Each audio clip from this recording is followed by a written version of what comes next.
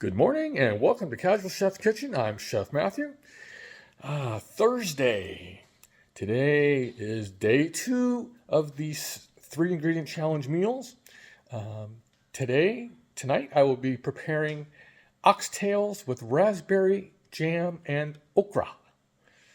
Yes, that is what I'm preparing today. I don't remember who submitted it. So let's get to it. There's the recipe, there's the okra, I got some carrots, yellow onion, garlic, celery, baby red potatoes.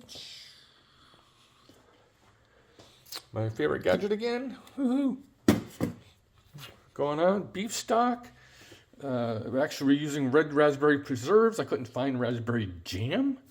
We got some thyme, cumin, coriander, and cayenne. Please sign up for the members 3-ingredient challenge where you, the members, will be doing the cooking. The ingredients are being submitted by members and myself.